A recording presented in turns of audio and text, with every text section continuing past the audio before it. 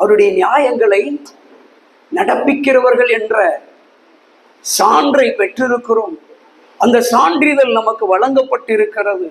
ஆதலாலதான் நாம யாரை தேடணும் அப்படின்னா கர்த்தரை தேட வேண்டும். காலையில தேடணும், மாலையில தேடணும். தாவீது பாணியில சொல்ல போனா அந்தி சந்தி மத்தியான வேளைகளிலெல்லாம். இன்னும் தாவீது பாணியில சொல்லணும்னா கர்த்தரை துதிக்கிற துதி எக்காலத்திலும் 24 hours. அல்லேலூயா, அல்லேலூயா. என் மாமிச கண்கள் தூங்கினாலும் என் ஆவியின் மனக்கண்கள், என் ஆவியின் கண்கள் தூங்கவே கூடாது. அல்லேலூயா. தேவ பிள்ளைகளே, நாம் கர்த்தரை தேடுகிற அந்த தேடல் சரியா இருக்குமானால், கர்த்தரை தேடுகிற தேடல் கர்த்தருக்கு பிரியமா இருக்குமானால், நம்மை கர்த்தர் நிச்சயமாக ஆசீர்வதிப்பார். பின்னால என்ன வாக்குத்தத்தம் இருக்கு?